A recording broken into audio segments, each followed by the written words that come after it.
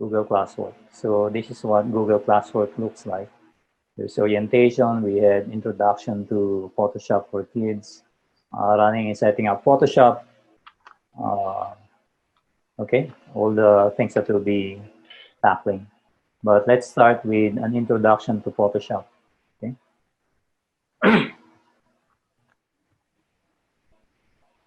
The materials that I show you here and if the PDF files and this presentation you can download so you can have a copy, okay?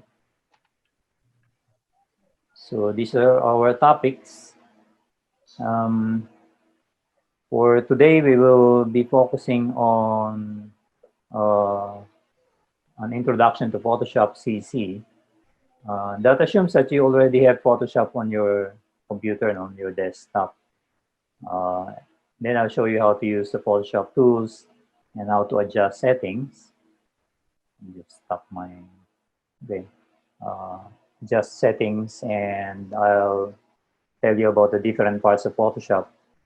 For example, what are the panels? I'm sure you're familiar with the tools panel or toolbar and so on. And then we'll take up selecting objects next meeting. And then on the third meeting, we'll talk about fixing photo problems. And at the end, the fourth session will be about layers, okay? If you have any questions at any time, feel free to ask, okay?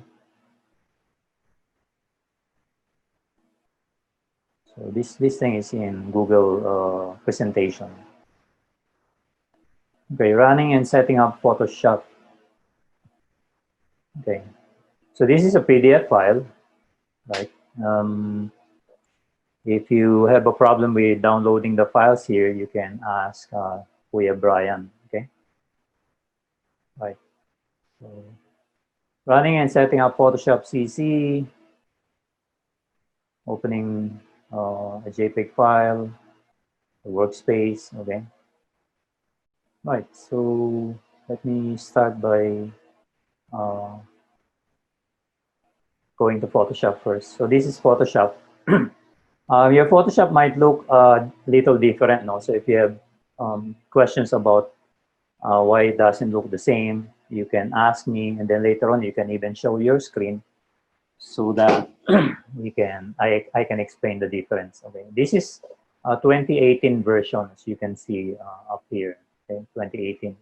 So it's less current, but everything that you can do in your version, I can do in my version, most of it anyway, the things that we'll be tackling. Right. So you start Photoshop by clicking your Photoshop button, and then it comes up after a while. Sometimes it takes a while because Photoshop is a big program. Right. So next, we'll go into the different parts of Photoshop. Here's the workspace. Right. Photoshop workspace. Okay, I labeled several parts, A, B, C, D, E, F, six parts. So we'll start with A, B, okay, and as I said, you have this PDF file, you can download it anytime, and you can label the parts here. Well, we don't have an exam here, so it's up to you if you want to write down the labels, okay? So we'll start with letter A. I think I should use my copy here. There you go. Oops, not that one. Silly. The PDF version. Oop. There you go. Okay, so letter A.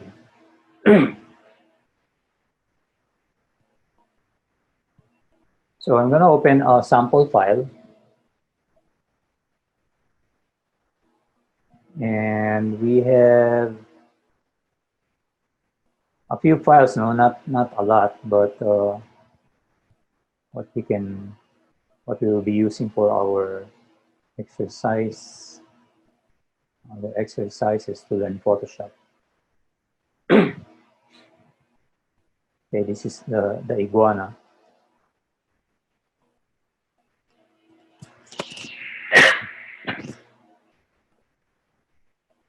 So here's the image that I opened. Okay. Now, if you want to know the file name, you can just look at the tab. Okay, the image tab. Okay, so you can call this the image tab, or it's the image. Okay, it has a name, magnification.jpg, so it's a JPG file. JPG stands for Joint Photographic Experts Group. No need to remember it. You can always Google it if you need to. It's a file format, just like DOCX is for documents, XLSX is for spreadsheets, things like that. For Photoshop, generally, if you create a project in Photoshop, you work with image files, and one image file, kind of image file, is the JPG file or JPEG file. Well, I pronounce it as JPEG. I'm not sure about others. So it stands for Joint Photographic Experts Group. Okay, but when you create your project in Photoshop, while you make use of different uh, image files like JPG, GIF, BMP, TIF, when you put them all together in your Photoshop project, when you're putting together a project, when you save your file, you should save it in the Photoshop format, which is PSD, okay, Papa Sierra Delta, which stands for Photoshop document, okay? And I'll explain later why. All right, so that is the image window or the image tab, okay? Here it says balloons, not JPG, okay? Here it's magnification.jpg. And if I open other files, which we will be doing later on, you'll see that other tabs will appear on the bar here, on the tab bar. So it's just like your browser when you open multiple sites in your internet browser. You will have several tabs which you can click on, jump to different tabs, okay? So different sites here, different images, right? So that is the image tab or image window. Letter B is the tools panel. Tools panel. I should write those things down. So the tools panel is this one. I'll just drag it out, although normally you don't drag it out, you just keep it on the left side of the Photoshop, which means it's docked. So if I want to make sure that it's on the left part of Photoshop, I just click on the top bar there and drag it until I see the blue line, the thick blue line on the left. When I see that, I release, and my my tools panel goes home. Okay, right. I'll just drag it out. And if you have with your tools panel, you have two configuration or layout. You can have it as two columns of tools, or you can have it as a single column. Okay. Normally, I stay with the default, which is single column, but you can make it into a two column if you like. At the top of the tools panel, there's a double arrow, and you see the double arrow in other places, like in the panels. If you click it, it changes the appearance of the panel, the tools panel, okay?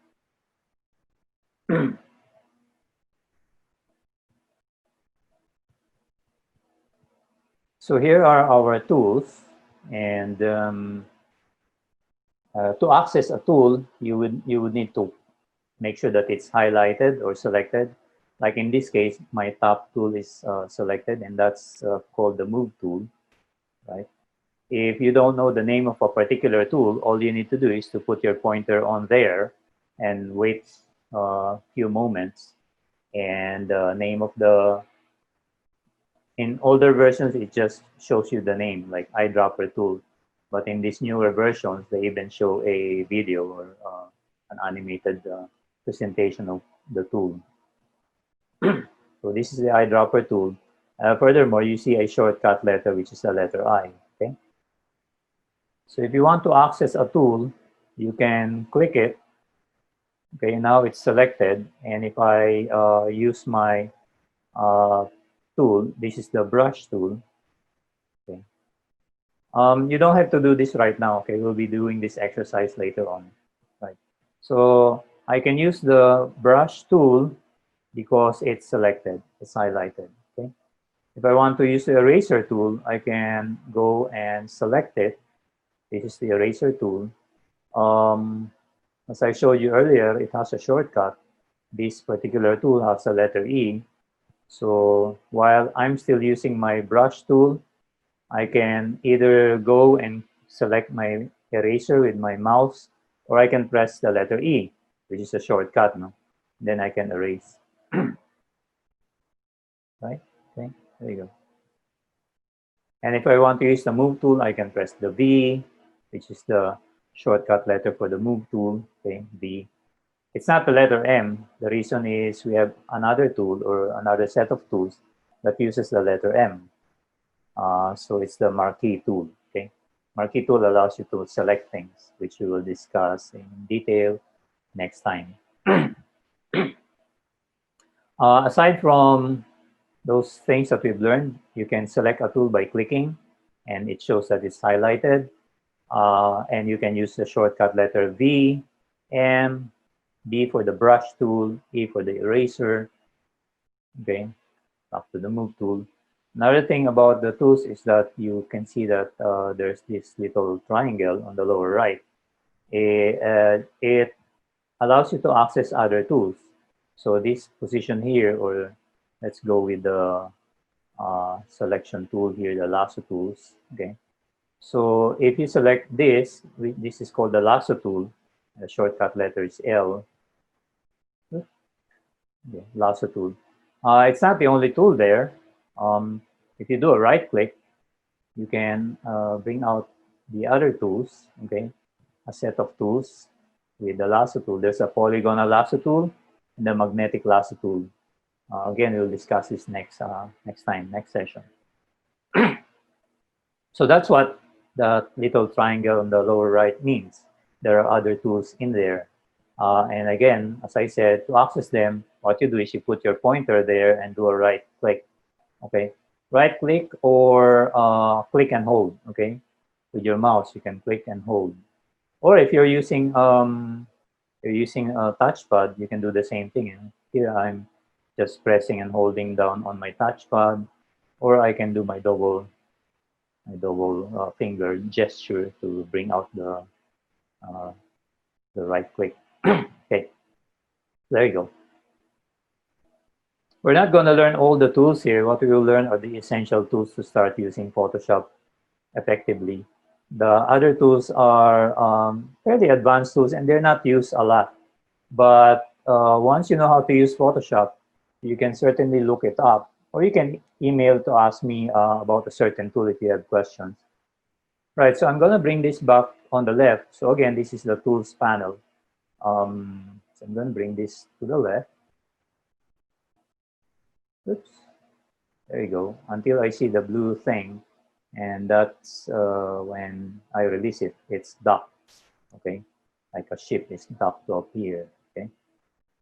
If I want to undo the things that I did here, like for example, if I do a brush stroke here, I can use my edit in my menu bar at the top, edit undo brush tool. Okay, and right, if you're using the latest version of Photoshop, you can do a shortcut. Okay, when you do one action, you can undo it by pressing your Control Z or Command Z if you're using a Mac. Command or Control Z. Right, and then you just keep on doing that. You just keep on Control Z repeatedly until you undo the things that you want to undo.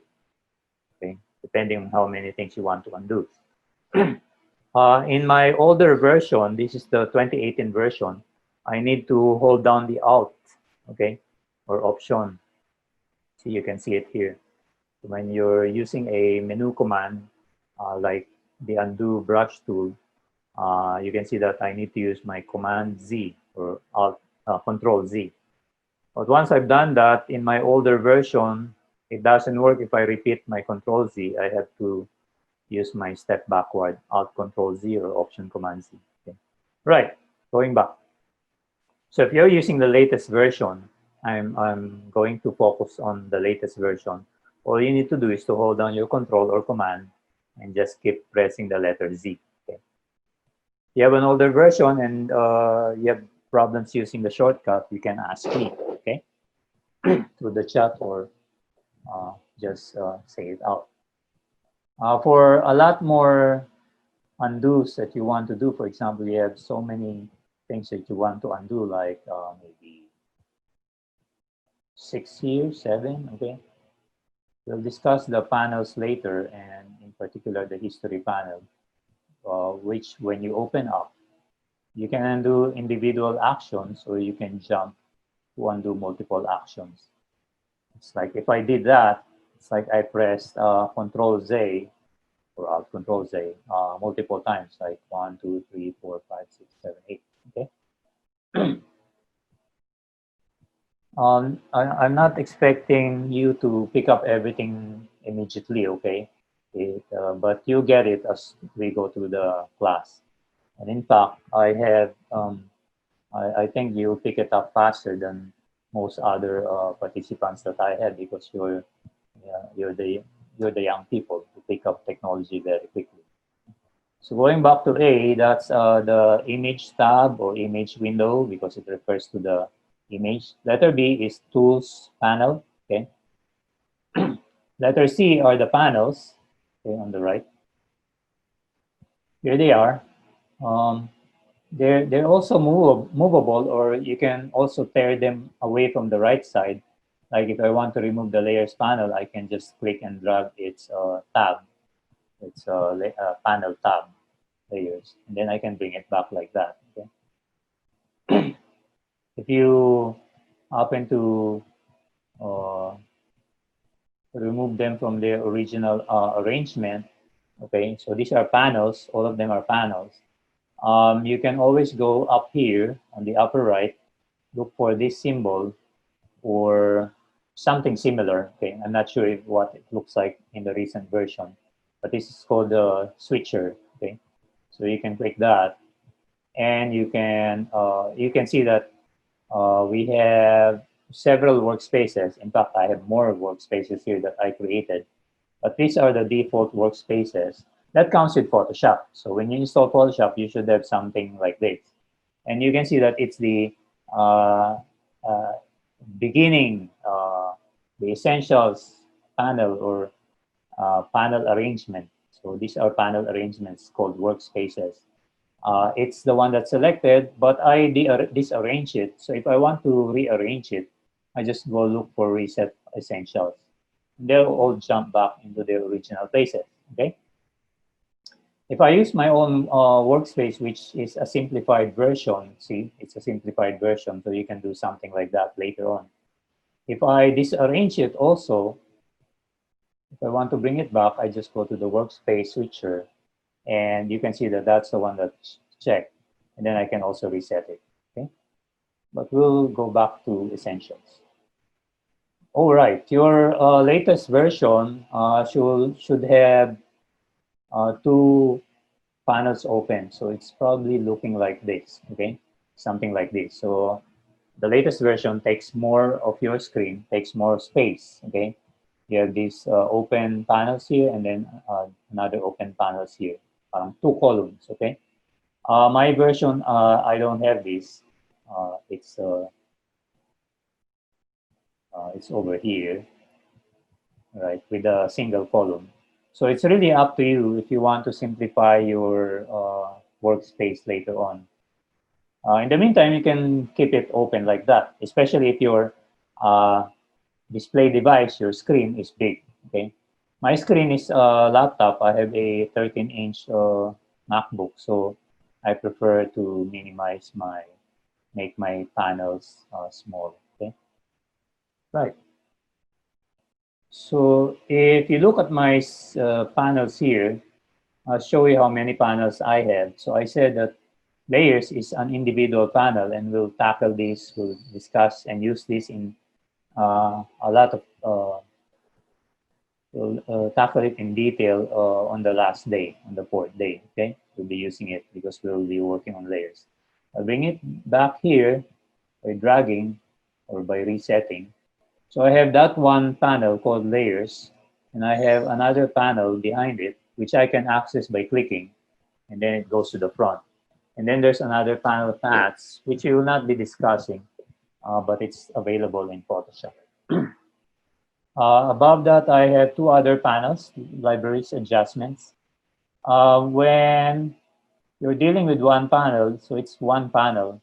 When they're together like this, they're called tab group, okay? I prefer calling them a panel group, but Adobe Photoshop calls it the tab group, okay? And if I click this, you'll see that I can close the panel or I can close the tab group. What happens if I close the panel? Okay, so this is called the panel menu, the 4 lines. If I click that and click close, it makes the layers panel disappear. So question is, how do I bring it back? One way is to go to the switcher and reset, no? Reset essentials, so it should go back, it should come back. Another way is if I close it, okay, I don't have my layers. I can go to the main menu. Okay, so if you can't find your switcher, you can go to window menu, go to workspace, and you can reset your essentials also. Okay. Aside from close, I also have close tab group. That's why it's the tab group. Okay, so if I click close tab group, what will disappear are these 3 panels. Close tab group. See, they disappear. No? I can bring them back by resetting or by looking for the layers panel or the channels panel or the paths panel. I'll select layers. It will bring back layers and together with it, the channels and paths panels, okay? So 1, 2, 3, 4, 5, 6, 7. This is the swatches panel and this is the color panel. And then we have other panels here. They look like symbols, like buttons. There are panels in button mode. These are open panels. These are closed panels. To open them, you need to click them individually, or you can go to that double arrow and open them. Okay, so you can see they're now open just like these panels on the right. But if your panels are taking too much space, you can click the double arrow to close them. And the same with this right column here, color swatches. I can click that double arrow and they collapse into buttons. And this is useful when you are familiar with the icons already. You don't need to see the open panels, okay? You prefer them closed. The difference is these panels on the right have names, no? While these ones don't. Actually, these also have names, so if you want, you can drag this out and you can see the names appear. On the other hand, these ones, if you want to minimize them, you can drag them like so, okay? And all the time, you can always reset them, which I'm doing. So these are the panels. How many panels do I have? 1, 2, 3, 4, 5, 6, 7, 8, 9. But these are not all the panels available. I can lessen the panels that are open or I can increase by going to here. These are all the panels, okay? But we don't really use all of them. Most of the time, we only use a handful, okay? So image window or image tab, the panels, the tools panel, the panels on the right, letter C, and then we go to the next one, letter D, and this is called the options bar. It's this one. The same with the tools, while you can drag it out, I prefer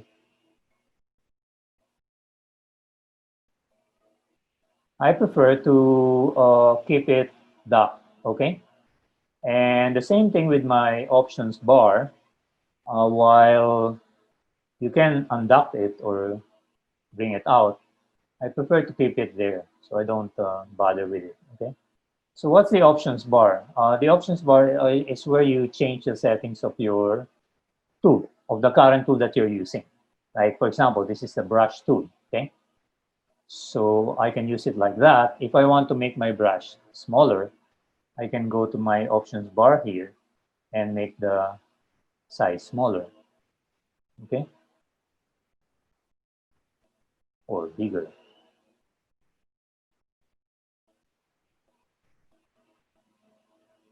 Okay? Control Z, Control Z, Control Z, or Alt Control Z. I can make it a soft brush. Let's start with a hard brush. I can make it into a soft brush, a really zero hardness brush. So this is a soft brush, okay? Of course, you can put it in between, somewhere in between. So this is half hard brush, half soft brush, and so on. There are other things you can do to change how your brush works, okay? And we'll be doing that later on. Another example of how to use the options bar, okay, is with the type tool, okay? So if I want to create text, here's the type tool. There are different type tools, but we'll focus on the horizontal type tool. Okay, so when I click, it gives me a blinking cursor. Oh, okay, let me just reset my tools here. And this is how you reset your tool. Just go to your options bar. Okay, options bar. Go to the leftmost part where you see the symbol of the what the tool looks like in the tools panel. Like if I select brush, looks like that. If I use the type tool, press T, looks like that. But do a right click on that, there's a reset tool, okay? You can reset all the tools if you want, but in this case, I just want to reset the tool. So it goes back to my default, my version's default, which is Myriad Pro, regular font style, and 12 points, okay? Let me just make my brush a little bigger here. My font. Click. Okay, there's my blinking cursor. If you're using the new version, you should see a text filler, lorem ipsum, okay? Like lorem ipsum. It's just a filler, so you can just overwrite it, okay? So image window. Okay.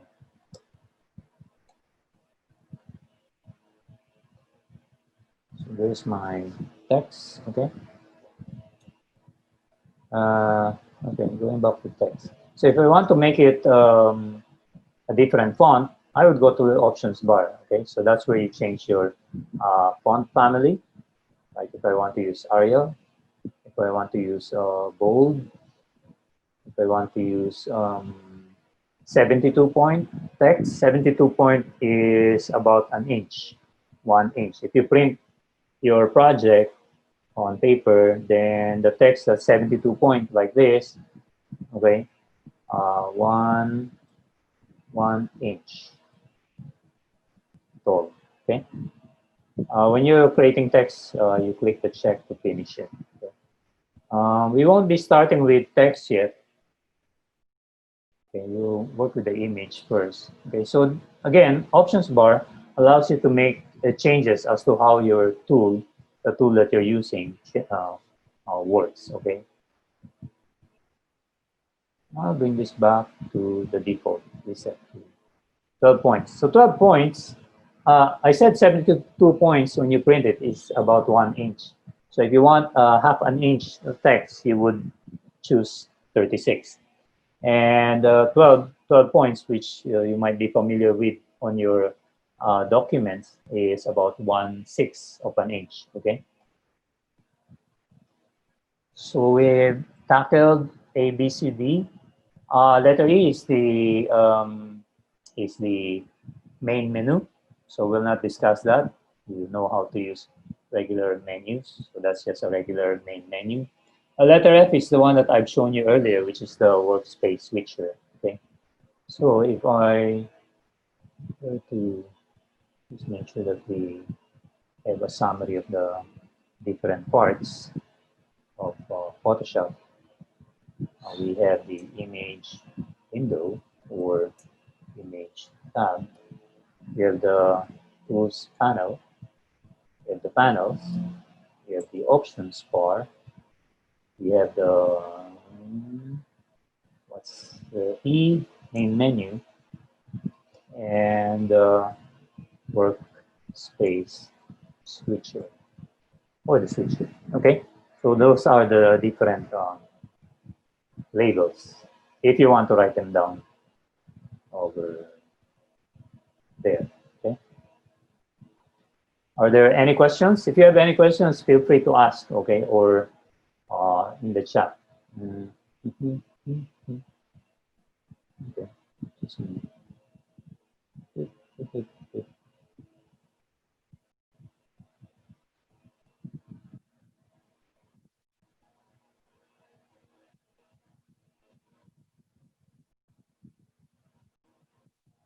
Okay, so setting up Photoshop.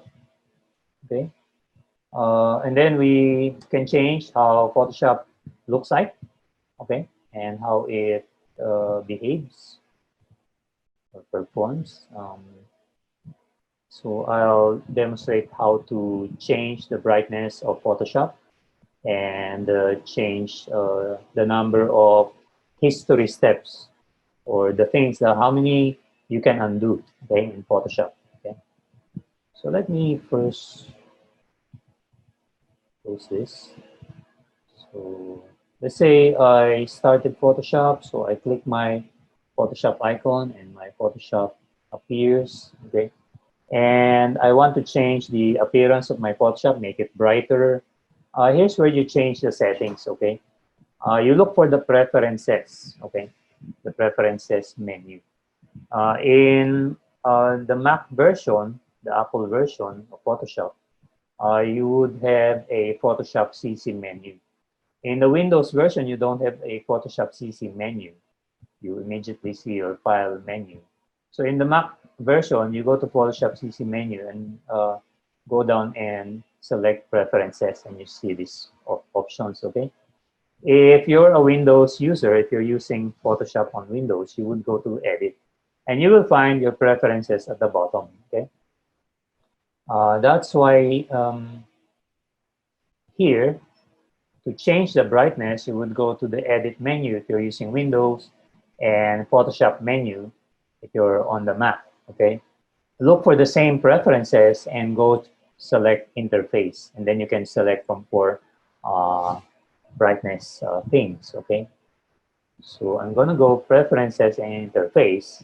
Oh, before that, notice that we have different choices, no? A lot of choices here. We have Interface, Workspace, Tools, etc. We're not going to discuss all of those.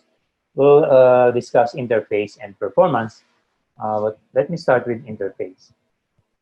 Now, when I select Interface, it opens up the Preferences dialog box. This is called the dialog box. And the same choices that we saw in the menu, in the preferences menu, are here.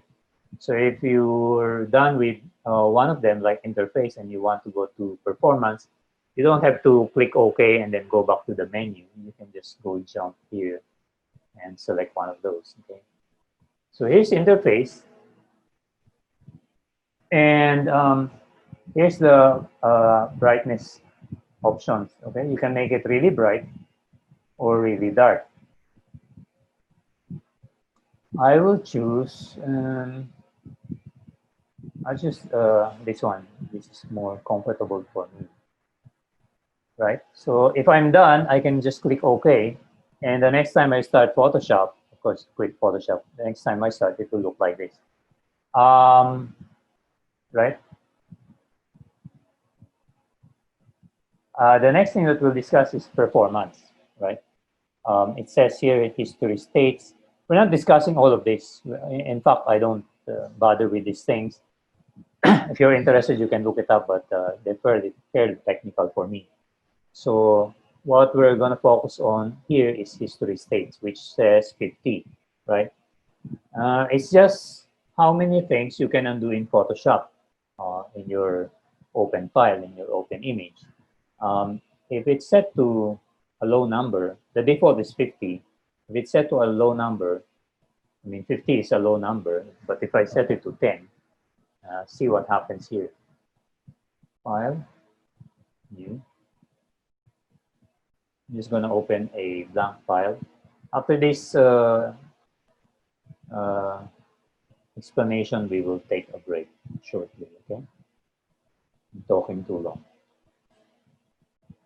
Right, so here's a blank canvas, and I'm going to use my brush here. And I'm going to open up my, my history panel and drag it out like that. So you can change the size of your panel by dragging. Some panels anyway. Some panels are not adjustable. Okay. So this is just a record. The history is just a record of the things that we do, that I've done, which is create a new file. Okay. Now, if I do a brush stroke, so I've done one brush stroke, so I have done two things: new and brush tool, and I can do up to 10 of these things. I already done 2. Okay. So this is my third, my fourth. That's still fourth, fifth, sixth, 7, then gonna erase 8, 9, then gonna go do another brush stroke. Okay, so as long as I'm only doing 10, I can undo everything that I've done, well, except for the new file. I just go Control Z, Control Z, Control Z. I can do Shift Control Z to redo. Okay. Because Photoshop can remember 10 things that I've done. This is not like Microsoft Word or PowerPoint or Excel, where you can undo hundreds, maybe even thousands, because the things that you create in those programs, like documents, do not take up too much memory. But when you're working with images, with photos, you're working with so many pixels, it really uses up a lot of memory of the computer file size. So Photoshop cannot provide unlimited undos. It has a limit of 1,000, okay, 1,000 that you can set. But when you install Photoshop, when you run Photoshop for the first time, unless you change it already, you will find that your number of history is set to 50. Okay, older versions default to 20, but later versions, the most recent set is the number of history states is set to 50. Okay. So what happens? So right now I have done 10 things. I can undo them by using my Control Z. And if you want to redo them, you can use your step forward, which is Shift Control Z, Shift Z, Shift Control Z. Right, Shift Control Z. Control Z, Shift Control Z. Okay. But once I go beyond 10, watch what happens to the beginning histories. I've done 12, 13, 14. Now I can undo only to this, the fourth step that I've done, okay? Because the previous steps are already gone. They've been purged or removed from my history panel. So you can increase that. Again, by default, when you start Photoshop, you have 50, okay? Performance, you go to performance, the default is 50. You can increase it to as much as 1,000, but that's it, okay? 1,000. If I try 1,001, it doesn't allow that, okay? Only 1,000. And generally, it's recommended not to set it to 1,000. It might slow down your Photoshop. So try 300, 200, 400 first. Okay. If you find you need more, you can uh, raise it up a little bit. Okay. Before we stop, I just want to show you how to change a value in the text box here. Okay. Of course, if you have a text box like this, a value box, and you have a value, you can double click to select it and just type over the value. Another way is to click and, oh, I don't think I need to explain that, right? Another way is to click this and use the slider, right? I'm sure you're familiar with that. See? But it's not so easy to reach a specific number like 300, see? It's jumping from 294 to 350. So I'll probably go with 294. And then use my arrow keys, my keyboard arrow keys. My up arrow key allows me to move by 1 pixel up and down. If I hold down my shift, it goes by tens, so you can move it faster. Okay, if you forget all these things, I encourage you to write things down, okay, so you have notes. But if you forget things, but if you have questions, you can ask me always. Right. The last way to change a value here would be to, let's bring it back to 50, is to put your pointer on the name, the label of the value box, no, or the text box. Here is history states. When I put my pointer on there, it becomes a hand with an arrow left and right. If I click drag to the left, it goes slower. If I click drag to the right, it goes higher. And you can again hold your shift if you want to move faster. Okay. Okay. If you want to move slower, you can hold down your alt or option. Okay. So those are neat little tricks that you might find useful. Of course, there's also the arrow key. Right. So I changed my interface from. Let me just go back here, and then we'll take our break. And after we return, I'll have you do the same if you haven't done it yet. So I'll go to interface, change this to a different brightness. I go to performance. I change this to 300. So there you go. So I introduce you as to how to set up Photoshop, different parts of Photoshop, how to change the interface brightness and the number of history steps, which I recommend setting to 300 in the beginning. And you know the different, this one we'll do later. And you know the different parts of the workspace, okay? Good. So you got all the names. If you didn't get it, just tell me later on.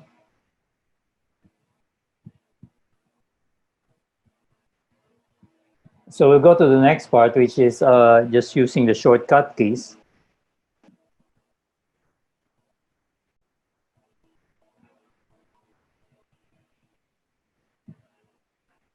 So we have shortcut keys in Photoshop, just like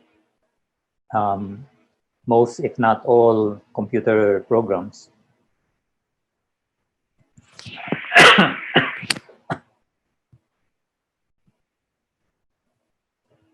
Here are the common ones that I recommend you memorize, get used to, okay?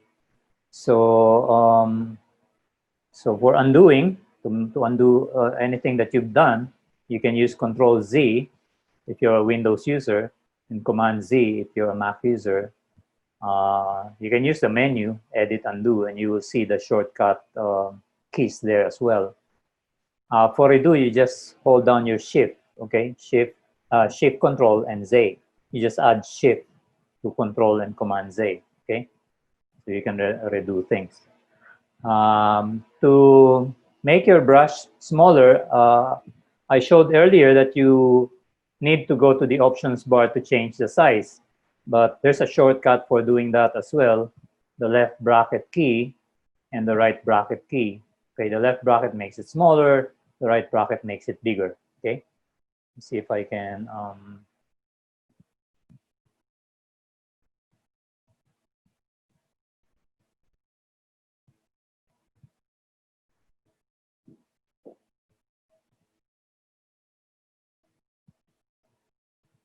Okay, so there's my brush.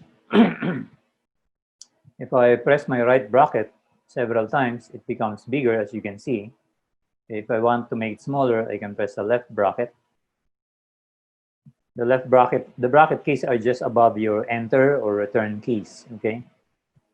Sometimes you might encounter this when you are using the brush and you expect the circle and it's not there, okay? Like that, okay? It's still going to brush, but you don't see the circle size, so you can't immediately judge how big or how small the brush is, right? The reason is your caps lock key, okay? On your left shift, above your left shift key, the caps lock is pressed on, okay? If it has a light, you see that the light is on. My caps lock key has a light, so it's the green light is on. If I press it so that the light is off, caps lock is off, now I can see the circle again, okay? So just remember that if you're missing the circle, okay, the caps lock turns it on and off. You might write that down if you want to.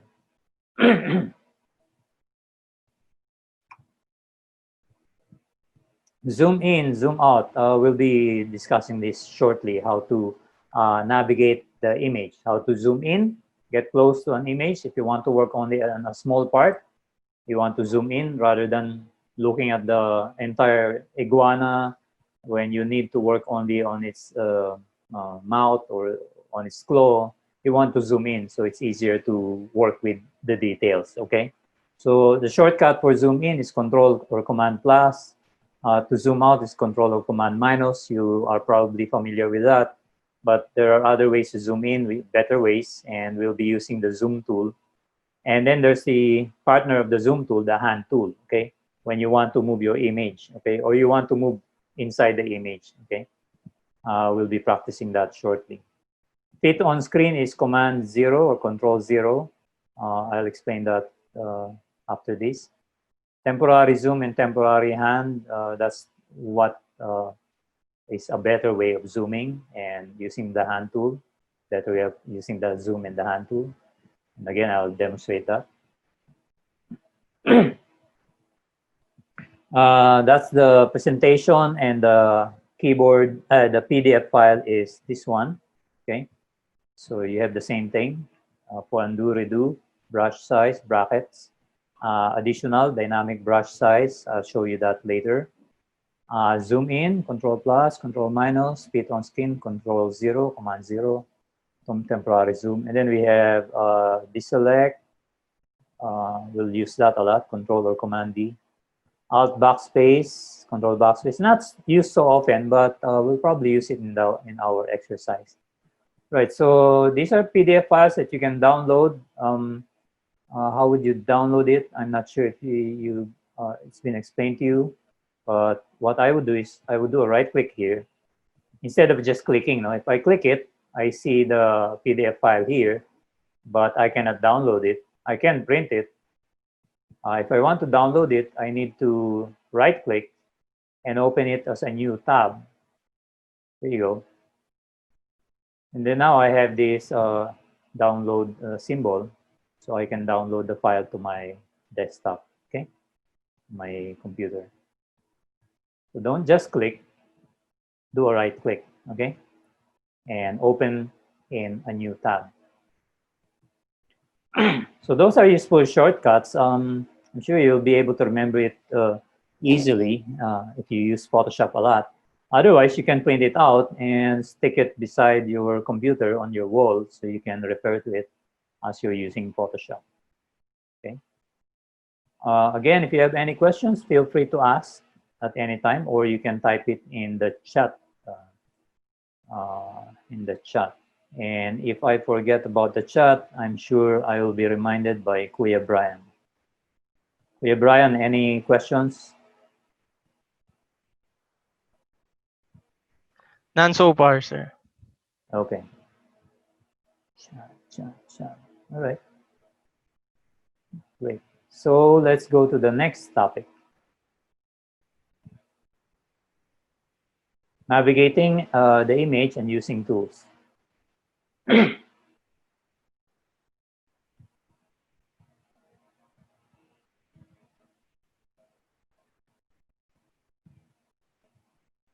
So just a few things. We will view and navigate the image document.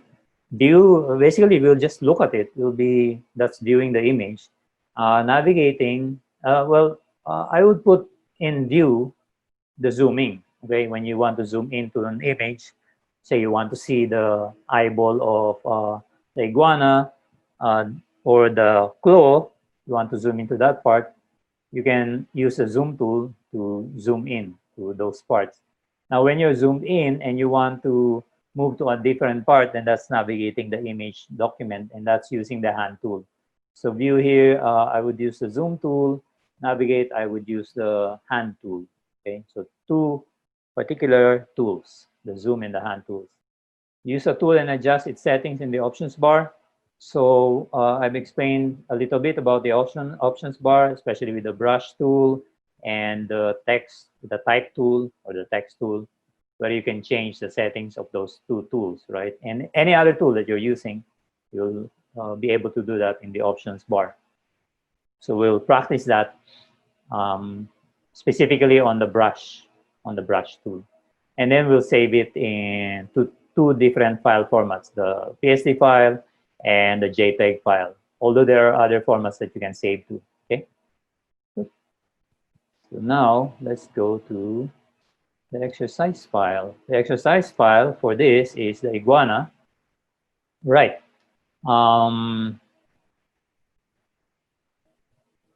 So here's the guide for the exercise that we'll be doing. As you can see, the instructions are here. You will open the magnification JPEG file. That's the iguana. Okay, that's the iguana file. Here's the magnification.jpg. That's the name of this file. No? Okay, and it opens up as a tab document. Then we duplicate the file. We don't want to work on the original file. We want to work on a copy. We want to close the original file. Okay, and then these are the steps where we practice zooming in and zooming out and moving in the image. And then the second part would be, the next part would be using the brush tool, okay? First using the zoom tool and the hand tool, and then using the brush tool and adjusting its settings, okay? So again, I encourage you to download these files, especially after today, if you haven't downloaded them. Print them out so you can, so if you want to have the guide on hand as you do the exercise, or if you're redoing the exercise at home. I myself have the instructions here, but what I'll do is I'll just bring up my PDF file here. Okay, so open the file, JPEG. Okay, I think I'm going to shift my to Windows. Right. So open the file. File open. I go to my Photoshop for. I have a folder here. You probably will have to go to desktop. Okay, and if you downloaded the files on your desktop, if you put them in a folder, you can certainly go look for them there. Okay, but I put them in my number 5 folder, and here's magnification JPEG. Okay, so I have my image file here. The name is magnification.jpg. It's zoom in at 25%. Okay, if I want to zoom in closer, I can use Control+. It's now 33.3%, 50%, 66%, 100%. Now, the importance of 100% is that if you're going to save this file, if you're going to use this file on a website, if you have your own website, if you upload it, it's going to be this big, okay? So the 100% tells you how big it's going to be if you put it on, if you place it on a web page, okay? So in this case, you might think, this image is too big. I need to shrink it. So there are ways to shrink an image in Photoshop. We'll get into that as we go through the workshop, okay? Right. The next step is to duplicate the file so we don't change the original file. Of course, if you have a copy, there's no problem with editing this file or changing this file, drawing on it. But just to make sure that you protect your original files, especially if you don't have a backup, is you can do two things. One, you can do a save as, so you save it to a different file name, so it's not going to be the original file anymore. By the way, I forgot to create my folder. I'm going to create a folder here. Finish, oops. Finish, yes, exercises.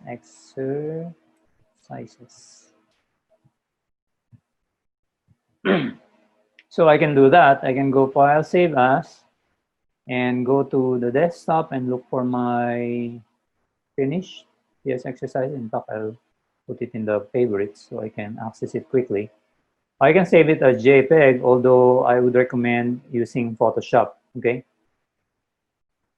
And save, okay? That's one way, right? In Photoshop, there's another way. In most programs, you would be using something like that, right? Save as. But in Photoshop, and you can do that if you want to in Photoshop.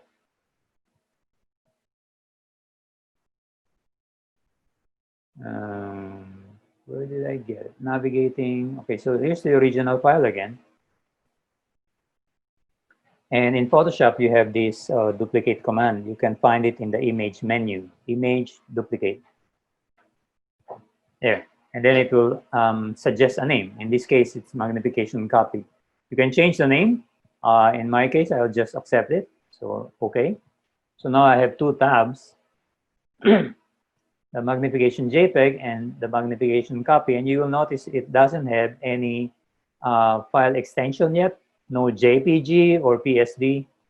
And that's because it hasn't been saved in the hard disk, on the hard disk. Okay? So what I'll do with my original file is close it. There you go. So I now have only one tab, the magnification copy. And so the next step is to save it. Like here, see?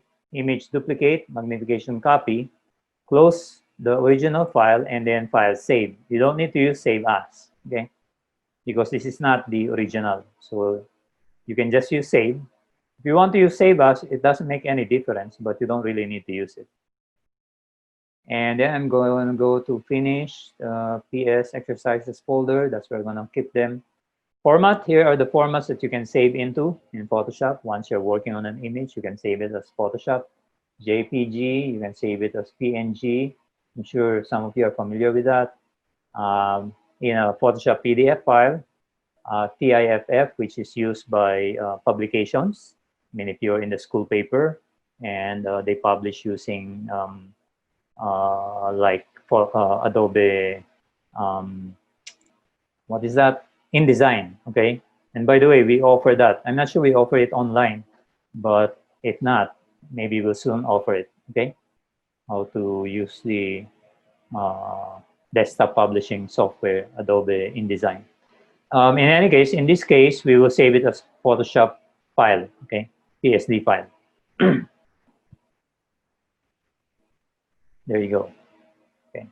The main reason that we want to save as a PSD file is when we start working with layers where you put images one above the other, when you save it as a PSD file, all the images are saved separate from each other, so you can remove some of them, you can move some of them, you can change the position, one above the other, one below another, things like that. You can do that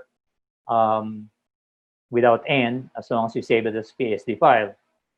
If you save it as a JPEG file, they will all just be flattened into one layer.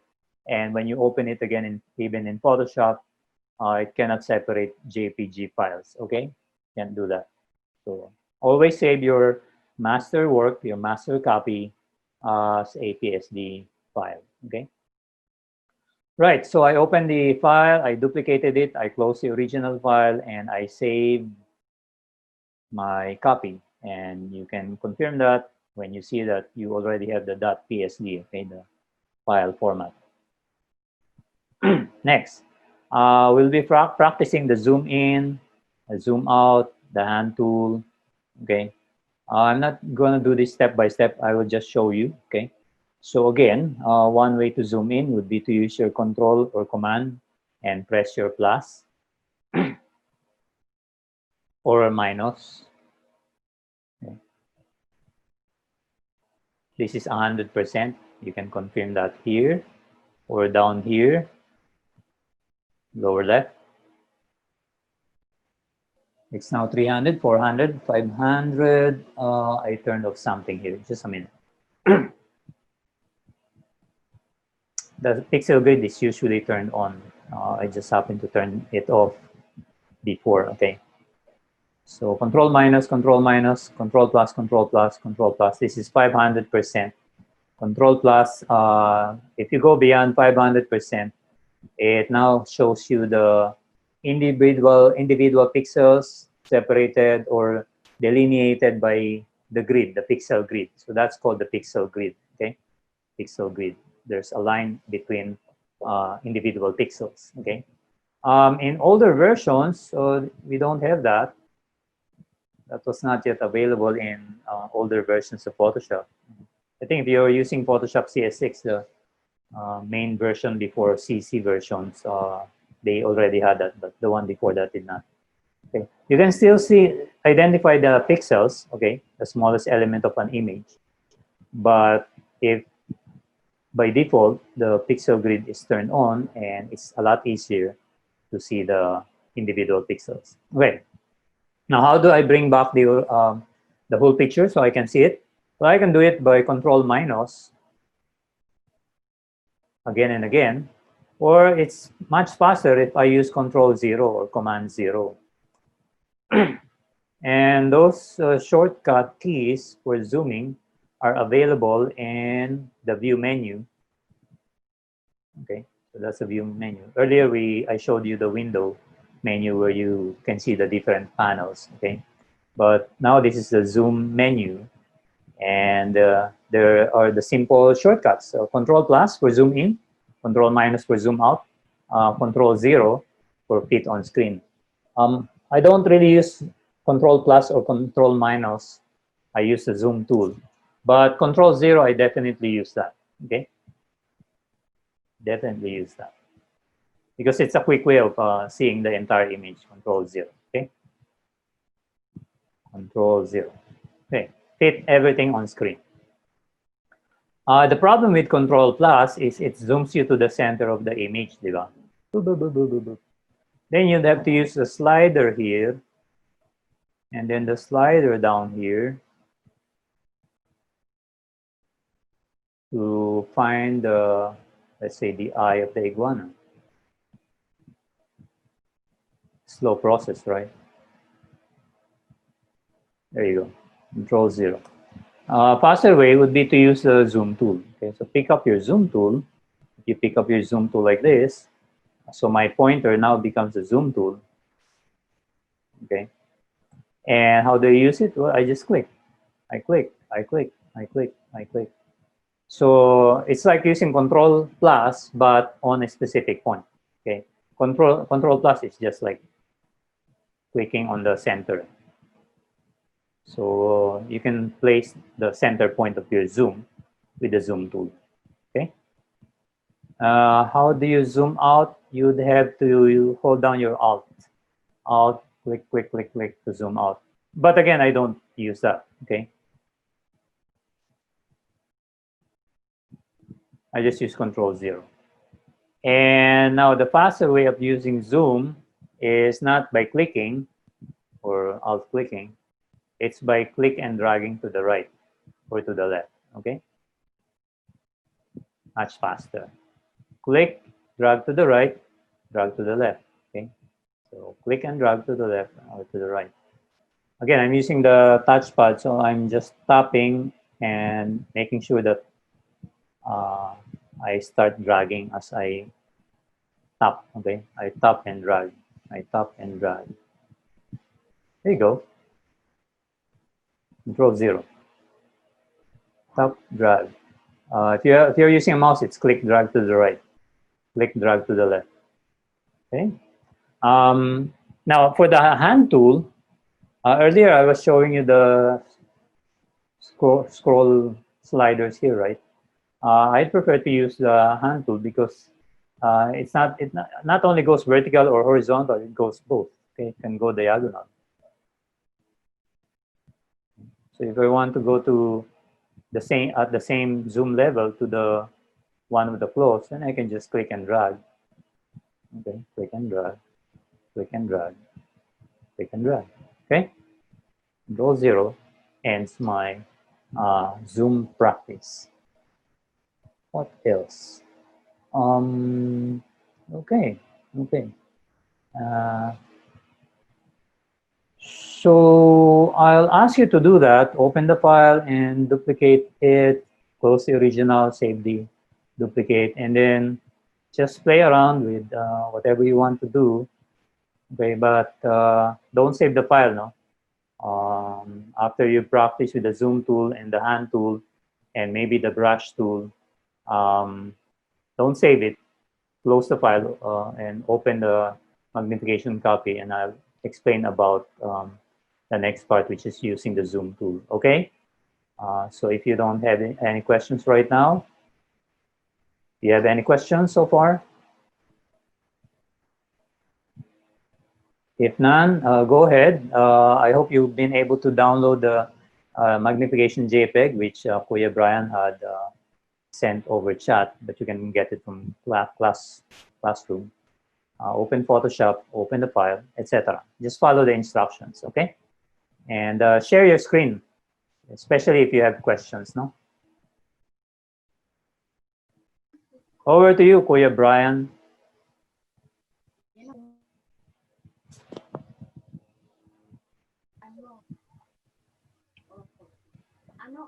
Okay, guys, yeah, you may share your screen while you're exploring what Sir Mario told you to do.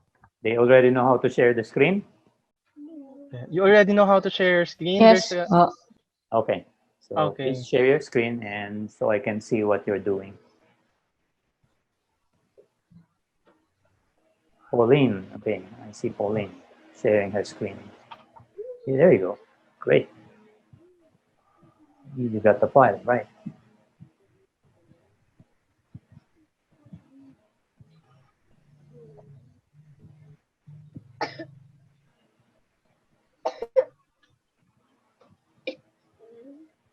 I encourage Gabriel and Caitlin to share their screens too. Yeah, I only see Pauline's.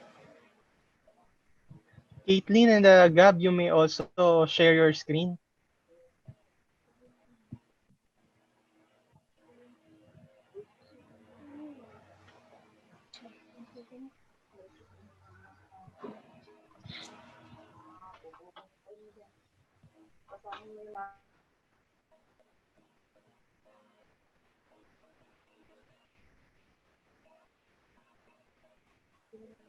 I've seen Caitlin's screen a while ago, and then it Disappeared.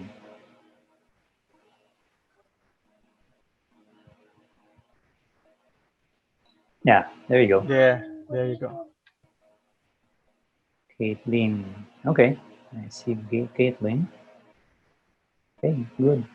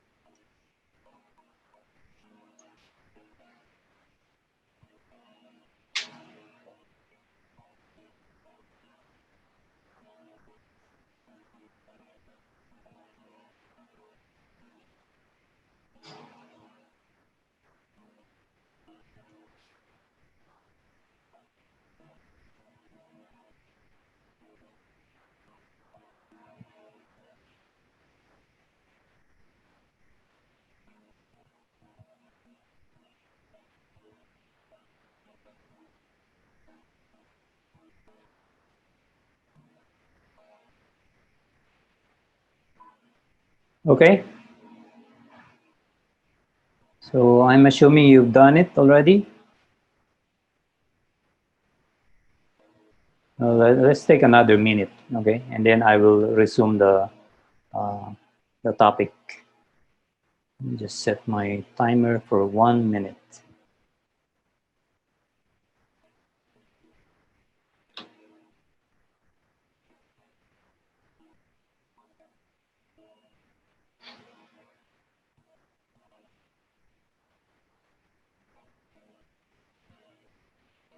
Then I'll show you how to an even faster way to use a Zoom tool.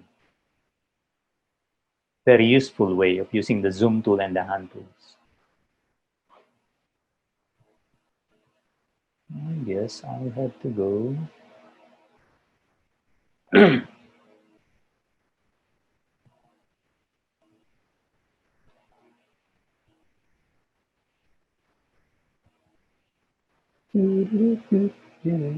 And 40.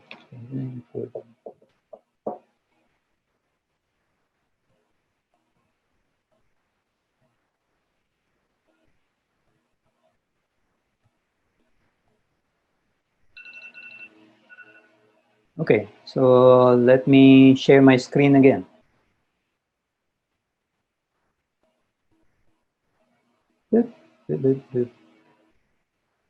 What I want to show is like a faster way of using Zoom tool and hand tools. Just wonder if it's here.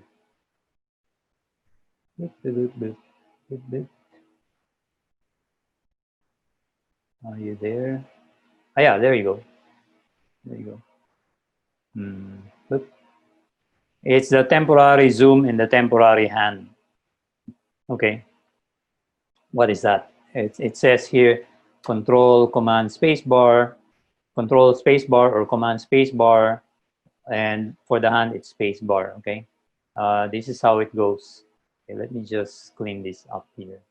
I'll just use my history. So let's say I'm brushing, no?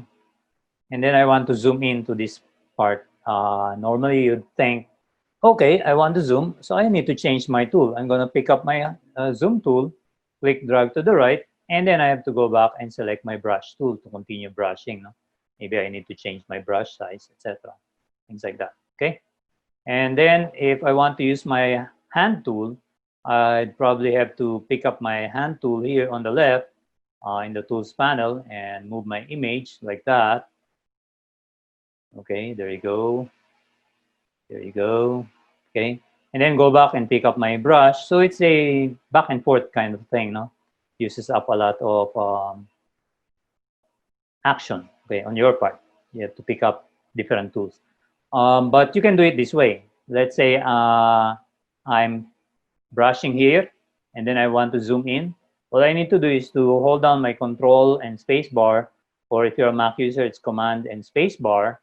And then your brush tool, look at that, in the tools panel, the brush is still selected, but my pointer becomes the zoom tool. So I can use it right now. I'm using my mouse as a zoom tool. And then when I release it, without having to go back and pick up my brush, I can continue my brushing, okay? Same way with the brush, with the hand tool, all I need to do is to hold down my space bar and I can move my image around. And if I want to continue with my currently selected tool, it doesn't only work with the brush tool, but if I want to use the brush tool now, I release the brush, I release the space bar, then I can continue brushing, okay? Right? Space bar, release space bar, back to brush.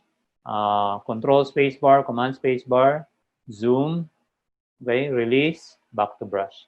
Very useful. So make sure that you are aware of that, and I suggest using it often. Okay, temporary zoom tool, control command spacebar or spacebar. Right. And again, feel free to write down notes on your notebook or paper so you have something to refer to later on in case we're not in the class. Okay.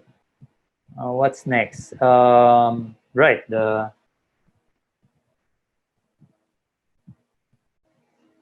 second part of the exercise. Well, actually, three parts. The first part is just opening the files, saving it. Next part is we've done view tools and menu commands. And then we go to brush tool and adjust its settings. No need to do number 13, 14, 15 because it's just the same thing as the first part where we open duplicate the file. But if you put a lot of things on your image, you practice brushing and the like, I suggest you go bring out your history panel or you use your Control Z several times to remove everything that you've done. Because what we will be doing here is we will change the color of the iguana. And I will explain how to do that by showing you how to use the brush tool, okay? So here's my brush tool, and here's my swatches, okay? Now your swatches, especially if you're using the newer version, will not look like this, okay? What you will see is sort of like this.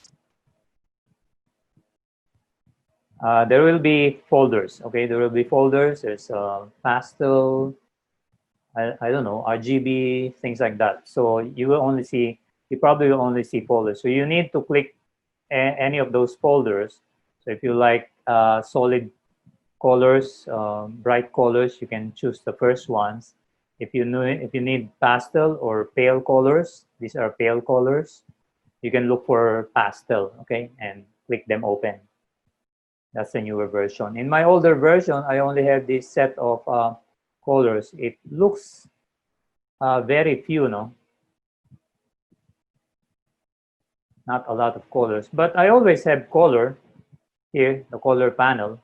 The color panel, you can select a particular kind of color on the color bar on the right, and then in the field on the left, the square field on the left, you can have a light, what is this, pink, purple color. You can make it more stronger color or more saturated.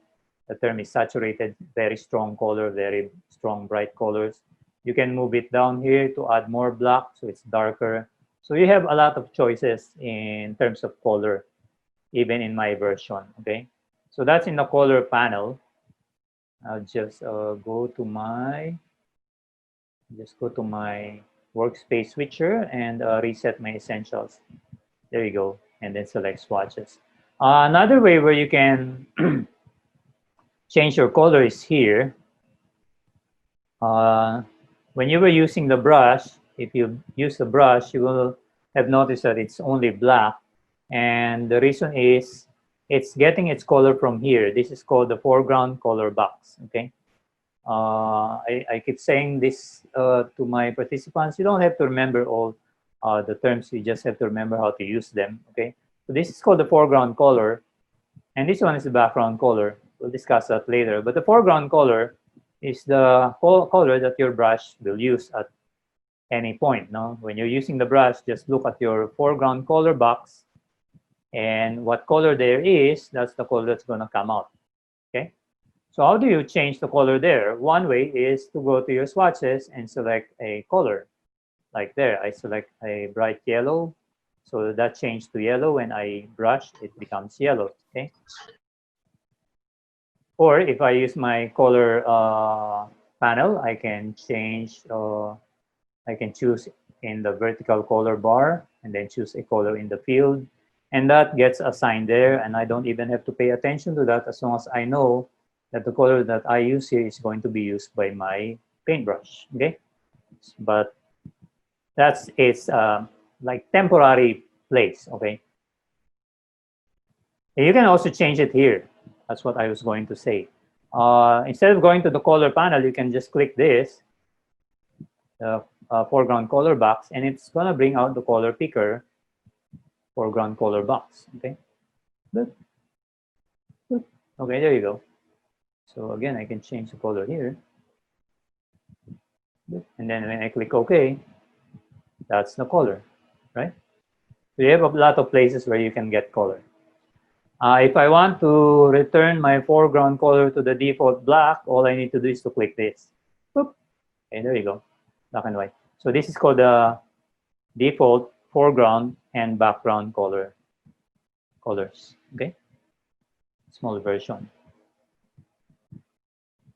Now I want to color the iguana, so I will temporarily drag my panel out here. You don't have to do this, okay? I'm just doing this so I can explain this more easily.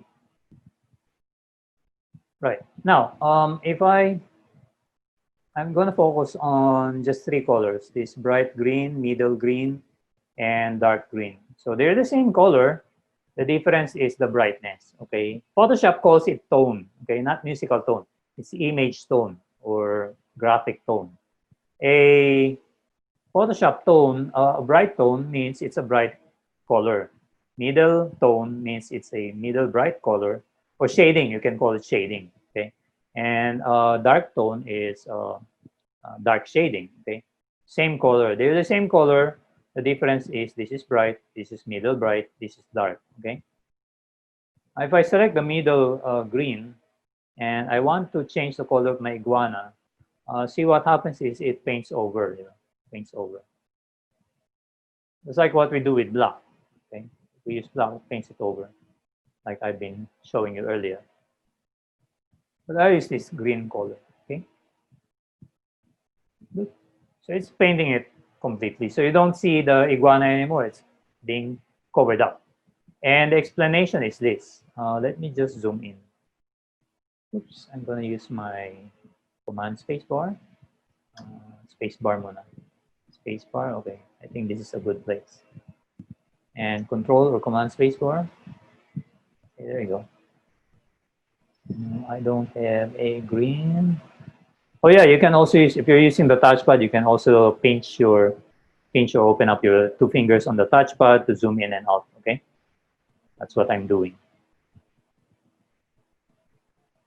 Let's see. I think over here it's better. Okay, there you go. Spacebar. Okay, move to right. So let's talk about 3 pixels here. Let's assume that this is a blue color, a dark blue color, and this one is a middle blue color. Let's just assume, let's just say that they're the same blue color, okay? But this one is dark. This one here is middle bright, and this one is, let's say, blue, and it's bright, okay? So the 2 pixels, every pixel has 2 characteristics, or what do you call that? Attributes, qualities, okay? It's color, or properties, yeah, properties. It's got 2 properties, color and tone, or color and shading, okay? So those 3 pixels that I pointed out to are the same color. We're assuming they're the same color. And the only difference is that one is dark, this one is middle bright, or middle, and this one is bright, okay? Somewhere here, okay, bright. And while color is important, the image that you have in your photo relies even more on the brightness, okay? On the brightness. Let me show you an example here, or show you what happens when we'll take out the color, okay? So image. So there's a command here in the image menu, in the adjustments sub-menu, a command called desaturate, okay? When you use that, it takes away the color, okay? So it goes back to the old days when photographs were in black and white. So you can see it works even then, that you can take pictures of people, even if there was no color available in the technology of cameras back then. You can still see the people, they're still recognizable. So even this iguana, you can see that it's an iguana, and it's not because of the color, but it's because of the difference in brightness or shading of the individual parts or details or pixels. Okay, so we have very dark pixels, we have gray pixels, we have bright or even white pixels, okay? They come together to create an image, right? So the Photoshop term for the brightness is tone, okay? Bright, middle, dark tone, okay? You can also call it shading. You can also call it detail, okay? Detail. The last, you don't have to write this down. Probably just remember tone and shading. But another term for it is detail, texture, or luminosity. In fact, let me write those things down because we will be going back to luminosity later. But don't be turned off by that. It's just a term. Photoshop likes using big terms. So tone means shading, which gives us texture of the iguana or the details. And another term that Photoshop uses for tone is luminosity. The only reason we want to know about luminosity is because we'll be using it in layers later on. It's a setting, okay? So just those things. Otherwise, you don't really need to remember this, okay? It's just the brightness. Okay, so let me undo this. Edit, undo, desaturate. So our problem with using our brush is that when we pick up a color like middle bright here, or let's say bright green there, it applies the color which we want, but it also applies the tone, the bright tone, okay, or shading. And if I choose the middle, that's the same thing. It applies the color, but also the middle bright tone. If I click the dark and so on, that's the same thing. So it covers up the original tones or details of the iguana, the texture of the iguana. So how can we work with color and not lose the detail? Well, we go to the options bar. Remember the options bar here? We have mode settings here, okay? This is called painting mode, okay? So if you put the pointer there, the name of that thing is called painting mode, okay? Click that. If I click that, I'm set to normal, which is what it should be when we start using Photoshop. It should be reset so we don't get confused by things that we've done before. But what we need to use in this exercise is color, okay? Let me just bring this back to normal and drag this up here, okay? Right, so if it's set to normal and I choose this color here, again, it's up to you what color you want to use. If you choose a color and apply it, it's going to cover up the iguana. However, if you change in the options bar, you change mode to color, then Photoshop says, the brush tool says, oh, okay, he just wants to use the color and not the middle tone. Okay, so when I apply it, it just applies the color and doesn't use the middle tone or middle brightness. Okay, there you go. So now you can print the iguana without losing its appearance, okay? And then you can change colors. I don't suggest using very bright colors like this really saturated red. When you apply it, it looks too unnatural, okay? You might use something darker, or you can choose something here, okay? Something darker here, and it leaves the details more apparent. It doesn't cover up the details too much, okay?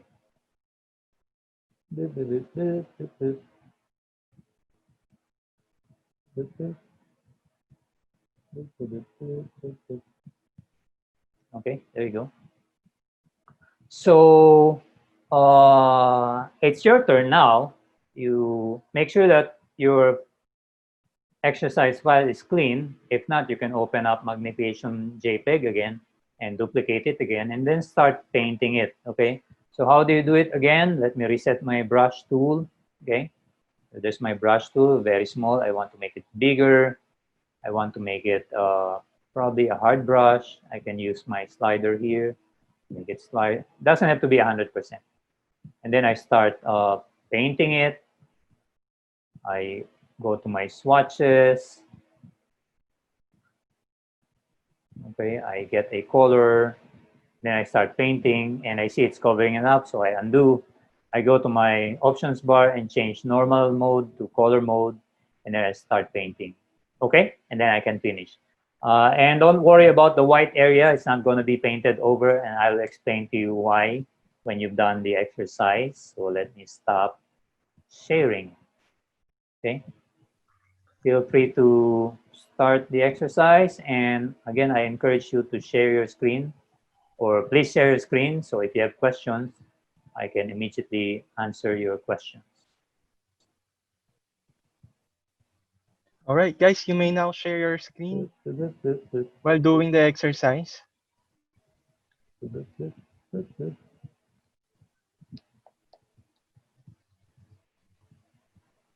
All right. There, Caitlin is sharing her screen. Hopefully, Pauline will share her screen, and Gabriela.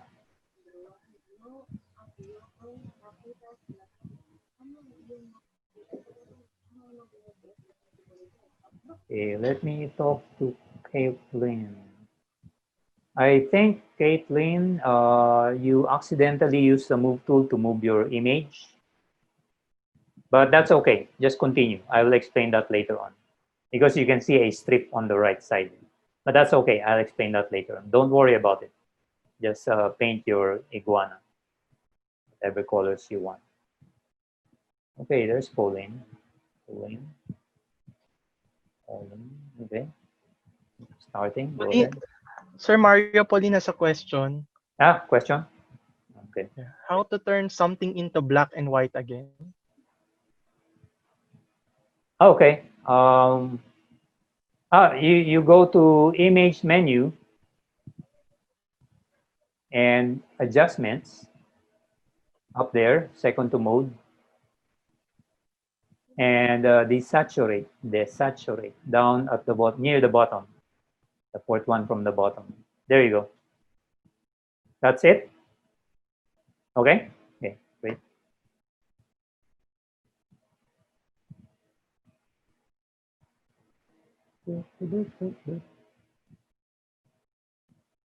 How do I click a layer to a bottom layer?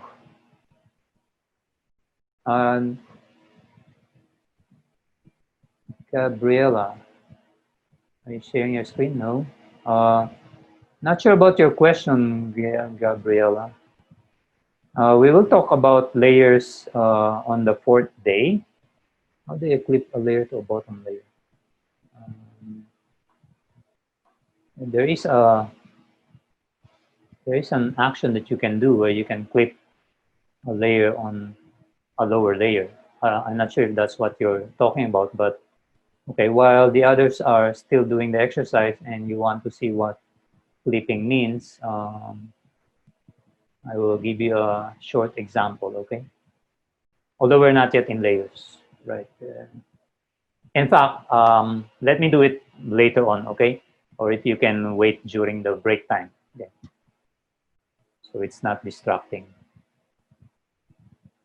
We'll be having a break shortly, okay? Let's finish this exercise in about 5 minutes. And then we'll take our break after that.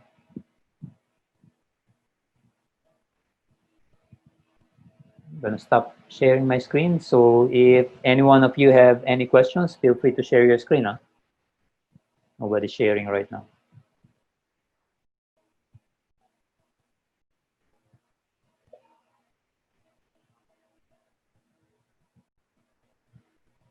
Brian, Kuya Brian, Yes, sir. question. If they're sharing their screen, who can see it? Only me? I think they can see it also. No, no, no. Can you see it? Kapag pinili ko yung kay ano? Yeah, for example, Pauline is sharing her screen.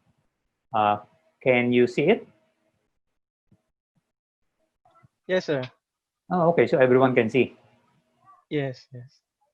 But Except, they have these options on top, the view option. yeah, yeah. So if Ako, I, everybody, ako, I can change, di ba? I they can can change. choose. Yes. yeah, I can choose what I'm looking at. But right now, they can also see it. Okay, are there any questions about what we've done? Not about layers yet, okay? But Gab, you're okay with your exercise, Gabriela? Because we didn't saw your screen. Yes. you're okay, okay, Okay. right? Yeah, we can only guess at what you're doing, huh?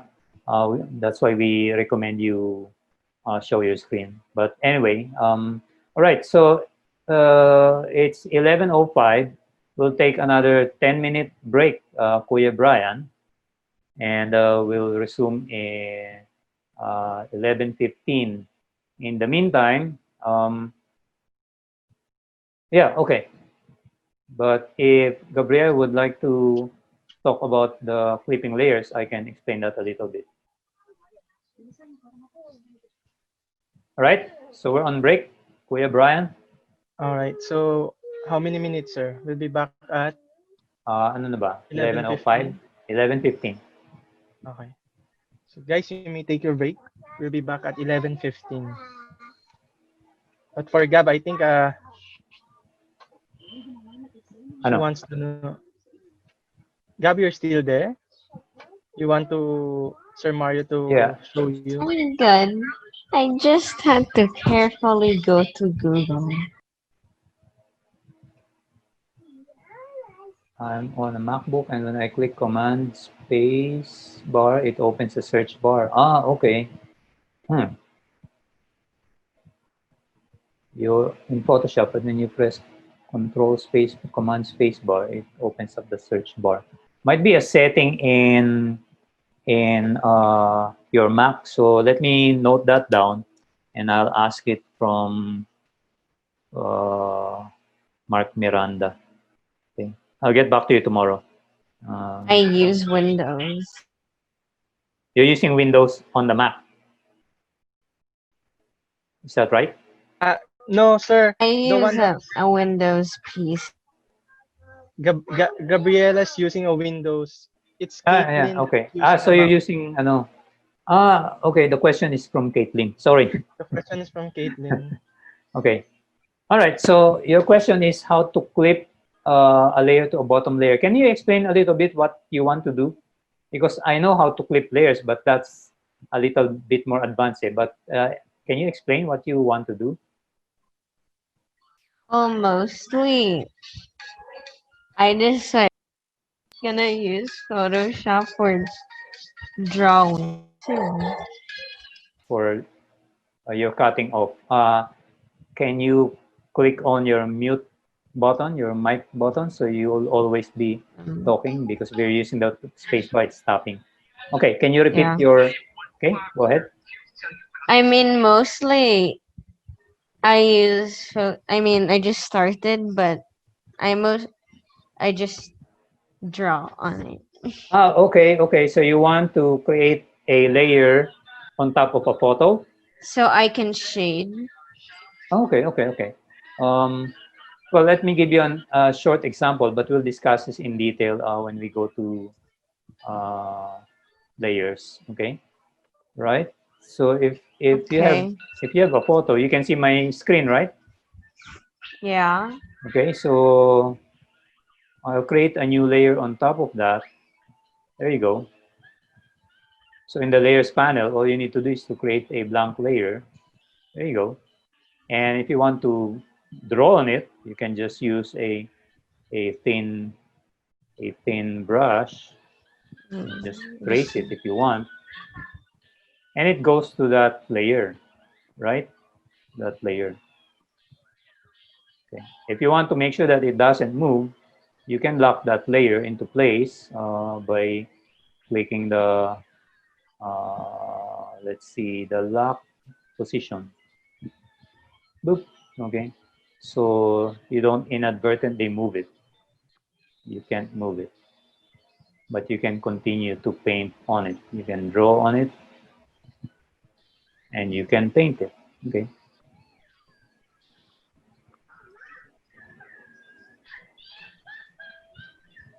As you can see, it's not, it's still covering it up, even though my setting here is color, because this works only on the same layer.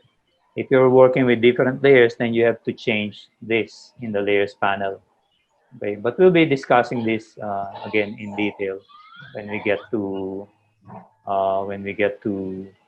layers. And by the way, this is black, so I have to create another layer for the color probably, because they have different layer blending mode or modes. Okay, paint that layer. I probably need to put that up there. See, and this one I can change to color. Okay, I hope that answered a little bit of your question. Yeah. All right. In any case, like I said, we'll be going back to that when we get to layers on the fourth day. Okay.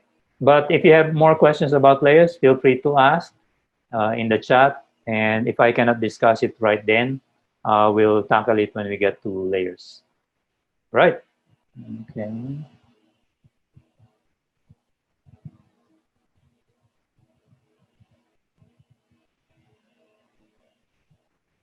Okay, so I presume you colored the iguana.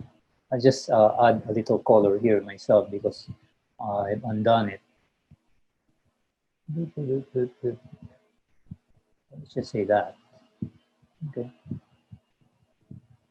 And then let's say we want, oh yeah, I was gonna explain why it doesn't color the white area. No?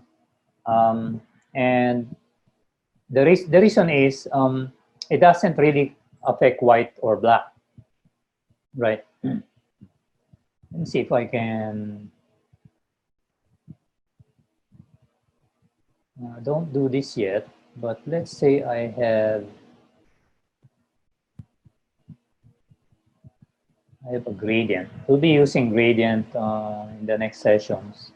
But let's say I have a gradient that ranges from black, which is the darkest tone or shade in Photoshop, to white, which is the brightest tone.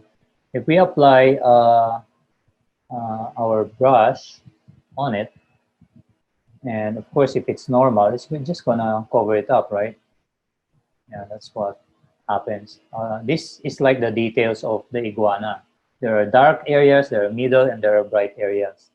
So when we apply our, our brush and set it to color mode, what happens is, see, notice that it affects only the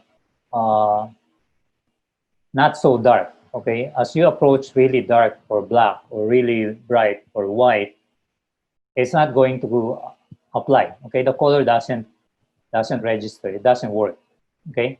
So that's the reason why when we brush the iguana with color, the white area, because it's completely white, the brightest shade in Photoshop, does not get affected. That's just how it is. And then the details of the iguana, especially the darker areas, okay, they don't get any color at all. See, it's really still black. It's the gray areas, the middle bright areas, okay, that gets the color. That's just it. So considering that case, if you're hoping that when you have a photograph and you want to change the colors of the dress of a person, it's not that easy, okay? It's not that easy. You're gonna be coloring the background because the color of the background is normally not white, diba? If you take a picture of someone in a garden, the garden is not white. It's green, mostly red, maybe different colors. So if you try to paint the colors of the object, let's say it's a toy car or whatever, want to change the color, it's not easy because if you brush over the object or the car, let's say with red, then the garden also becomes red. That's why we need to learn how to make exact selections, right? Because if we have exact selections, like if I use which we will learn next time, if I use the quick selection tool to select this, wait a minute, let me just go back and reset my brush to normal. Siyempre, it will over paint. Okay, it will paint over the iguana as well as the background because it's set to normal, and normal doesn't respect white or black. It's going to cover it up. That's why we need to make sure that we have a selection. Now, even if I'm using the color mode, and as I said earlier, if this were not white, I still need to make a selection so that the paint does not go outside, right? Let me change this back to normal so you know what I mean. See, it doesn't go beyond the selection because I have created a very specific selection, very precise selection. Okay, we'll learn how to do that next meeting. Right. We basically tackled all the topics that we're supposed to tackle today, but I'd like to add a couple of things. First, how do we change the color of the background? Okay. You can't paint it with color mode. We need normal. We need normal. But then we'd have to be careful. Okay. So we need to make a selection of the white area. Okay. Because it's all white, it's pretty easy to select areas in Photoshop that are simple, one color, or maybe different colors, or one color, different shades. We'll see that next time, but let me show you the Magic Wand tool, right? Well, I'll introduce you to the Magic Wand. We know the brush tool, the eraser tool slightly. Now we'll look at the Magic Wand. Now, this is the quick selection tool when you look at your tools panel. We don't want the quick selection tool. We'll learn about that next time. But the quick selection tool, the icon looks like this, a brush with those dotted lines, the dotted line around it, okay? So what we want to do is to right click and select the Magic Wand tool. There's the Magic Wand tool. So I'm going to use the Magic Wand tool for this, not the quick selection, okay? So again, two tools besides each other, their shortcuts are W. W because Magic Wand came ahead. It was there before the quick selection tool was added by Photoshop. And they decided to group them together and the shortcut stays W, okay? Magic Wand. The Magic Wand is very easy to use. You just click and then it selects everything. If they're the same color, okay? They're the same color. And since they're now selected, we can now use our brush to paint that area, okay? Making sure that our blending mode here is back to normal because if it's color, you're not gonna be able to paint the white area. Use color mode for the iguana, use normal for the background white. But there's a quicker way to do this. Instead of brushing, we can go to Edit, Fill, and contents here you should have a choice, and there's foreground, and that's foreground yellow, and click OK. And there's my filled up background. But there are problems, right? You'll notice there's a problem. Why is it those areas there are not painted yellow, okay? Anyone want to guess why? Why not?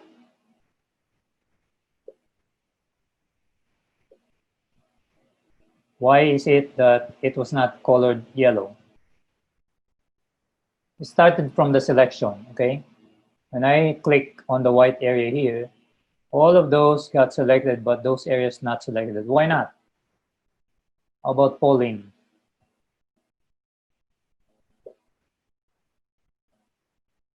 What do you think?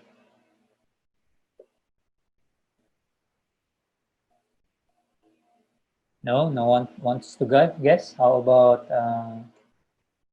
Caitlin or Gab, Gabriel? How about Kuya Brian?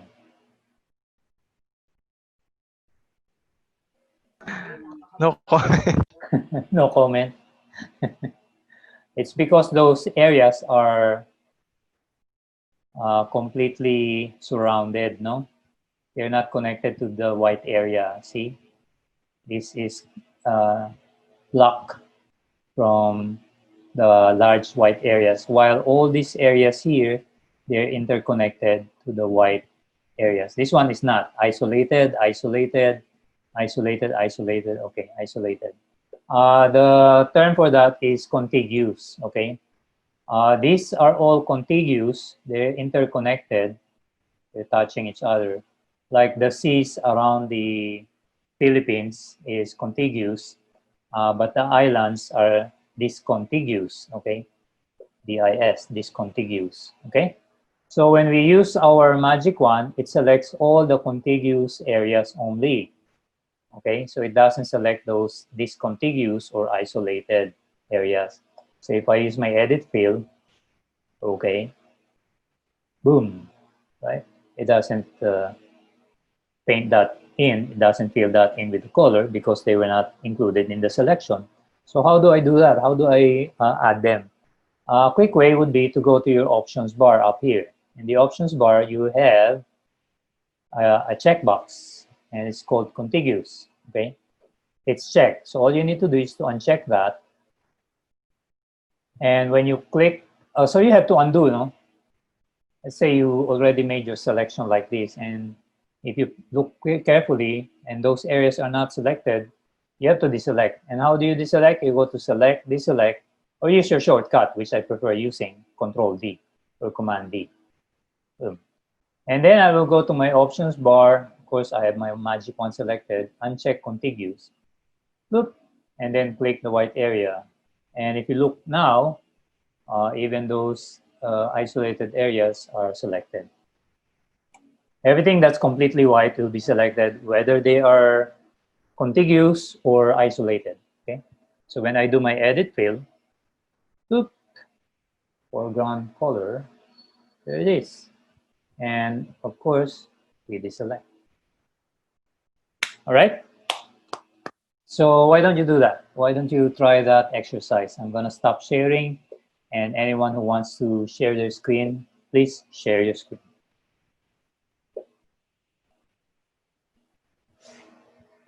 And if you have any questions, okay, it's Pauline. Right.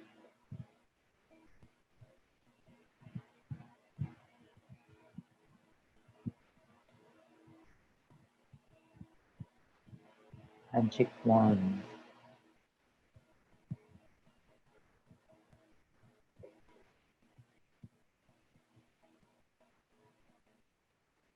Edit field. Foreground color. There you go. You got it. Great. Deselect na lang. Okay. You're done. Who else? Okay, this is Caitlin.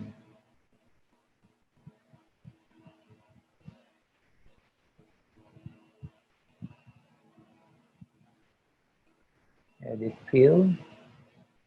Foreground color. Contents. You have to change contents to foreground color. There's a drop down. There. Oh, no, not that one. Up there. Up there. Contents. Foreground color. That's it. There you go. You really wanted black, did you? Okay. Okay. No one else?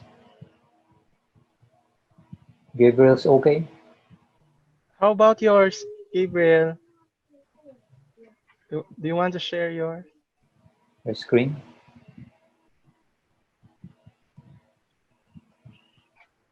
Nope. Okay. No.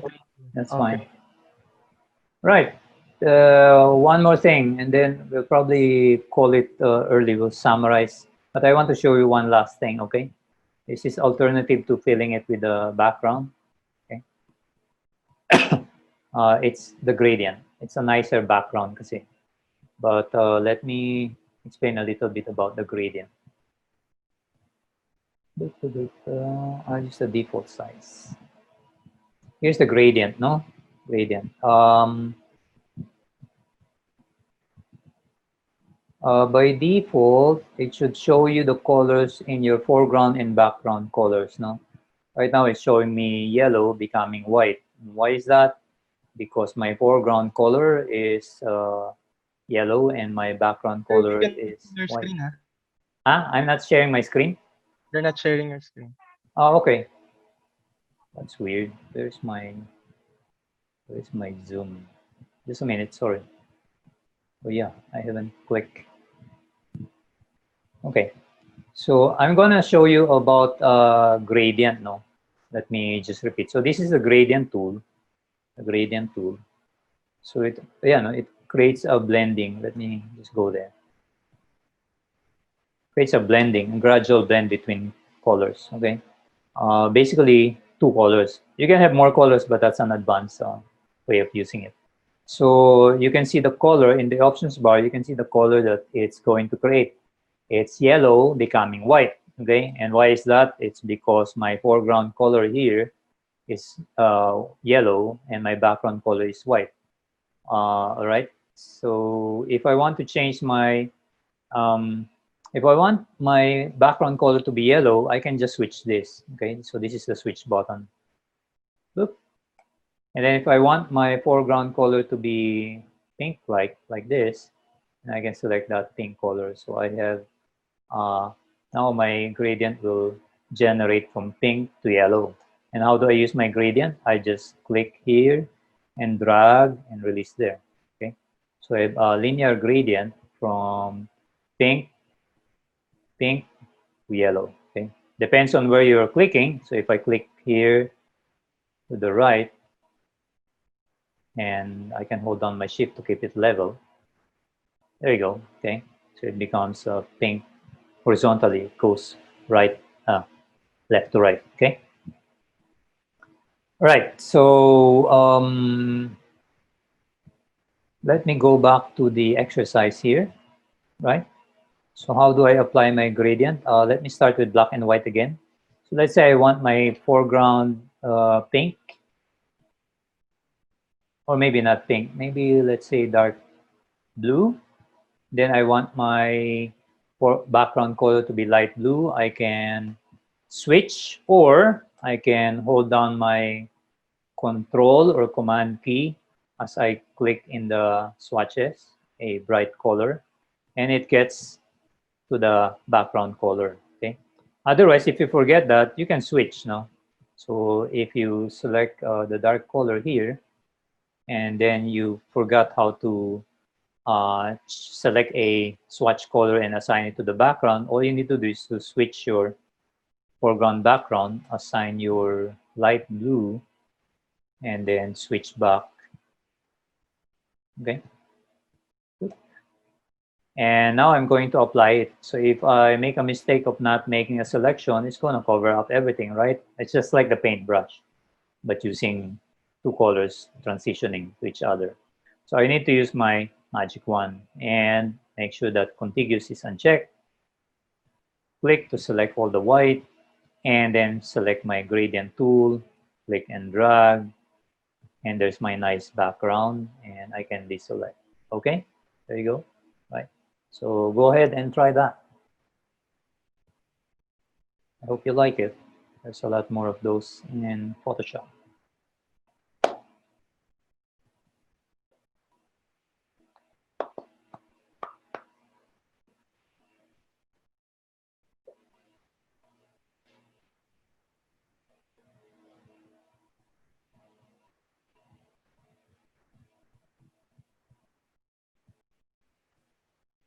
You can share your screen if you want to show your work, so I can see it also if you have a question. There you go. There's Caitlin. Yep. Right.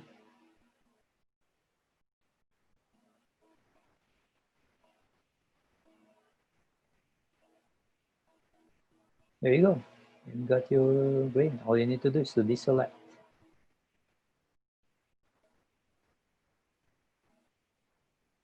Pauline, no problem. Gabriel, no problem.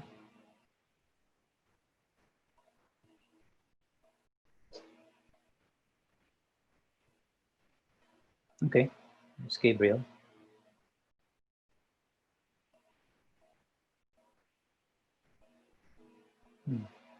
There you go. Nice. Right, nice gradient background. Okay, everyone's fine. Right. So let's wrap this up. Okay. Let's wrap this up for today. No? Um, this, I'm sharing my screen, right, Kuya? Yes, Kuya sir. Brian. Kuya Akoy. Right.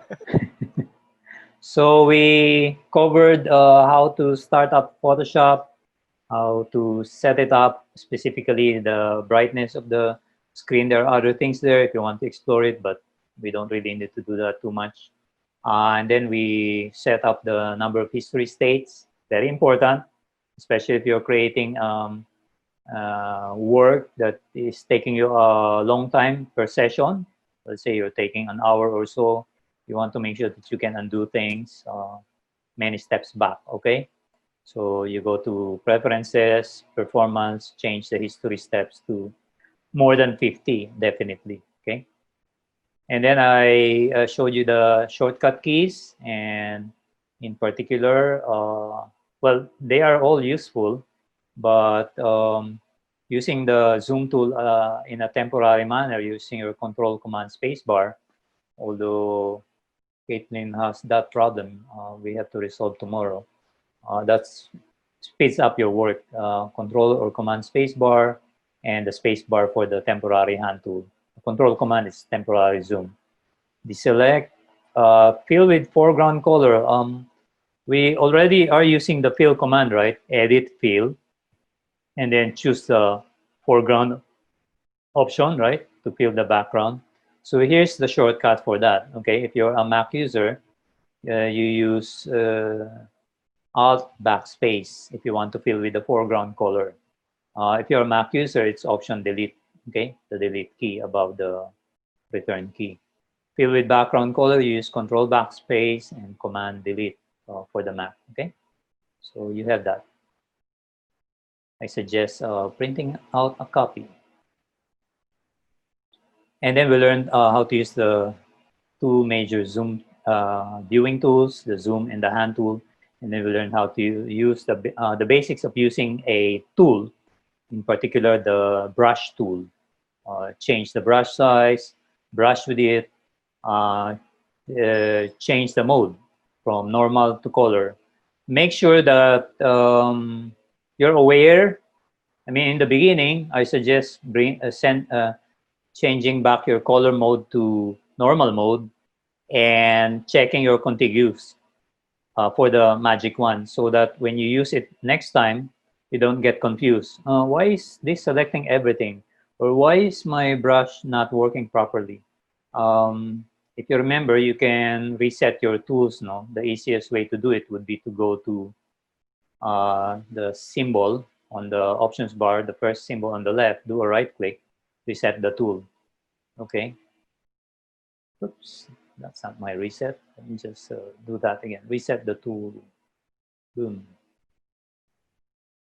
I guess that's it. It didn't reset the colors, but reset any settings here. If I go to my magic wand and do a right click here, reset the tool, there, the contiguous, I don't know if you notice it, but it changed back, okay? Same thing with my brush. Or you can reset everything. No?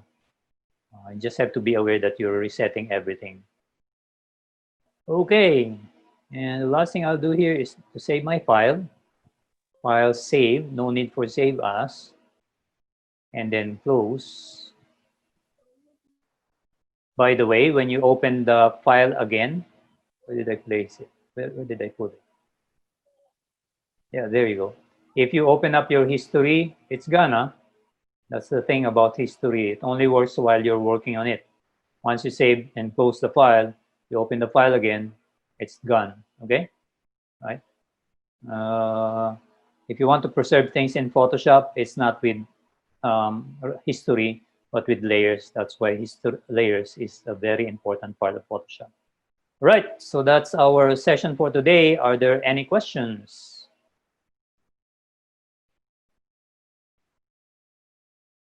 Are you okay so far?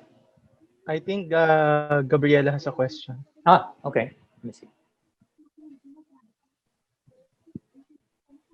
Blending modes. That's one blending mode already, using color mode, no? But when we go to layers on the fourth session, I will be. know how to use some blending modes Mhm. from Yeah, using them in one yeah, of my main art programs. right. Okay. Basically, blending modes is like when we use brush to apply the color to our iguana. Okay, that's a basic blending mode color. We'll learn about another blending mode in luminosity on the fourth day. But we really discuss in terms of creating artwork using blending modes. It's more like experimenting it. We may have more artistically inclined Photoshop classes in the future. You should look it up. But here, our main aim is to learn how to use Photoshop essentially. Um, and the other blending modes of Photoshop, like multiply, screen, overlay, we discuss this in the advanced Photoshop. Once you're familiar with using Photoshop a lot, or if you think you're comfortable with using Photoshop and you want to learn the advanced capabilities of Photoshop, we discussed that in advanced class. But again, it's not really towards creative application of the blending modes. It's more of improving the contrast of the image using blending modes and things like that. We discussed that in advanced Photoshop.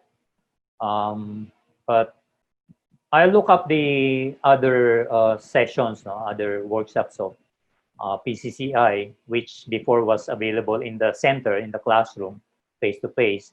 I'm not sure we have those sessions now for artistic applications. If it's already online, but I'll look it up and tell you tomorrow. All right?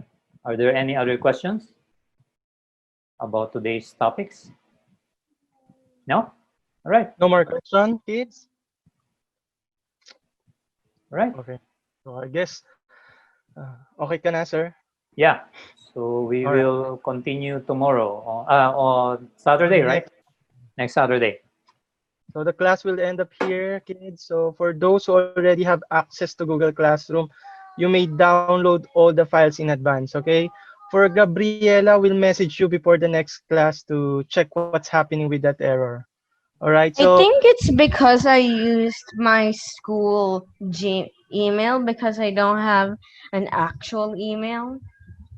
oh, I I see. I don't think you know. have to use a Gmail account because I guess so. usually problems like that occurs for a non-Gmail account usually. Yeah, Oh. hi. This is Katz. I'm also one of the moderators at PCCI. So, if you're having a problem with your Gmail because it's allocated by the school, basically that's the reason why. No, so there are restrictions when it comes to the free Google Classroom. So what you need to do is maybe you may have your own personal account, if not your parents, so that you can use that to access the Google Classroom. Yeah, I would suggest that. Gab, Okay. Gabriela. Okay. Okay. What about Caitlin and Pauline? They can go now, right? Yeah. Bye bye, Caitlin and Pauline. You can already So see you on next Saturday. you can already disconnect. You can already stop Zoom to see each other. Bye bye. Thank you.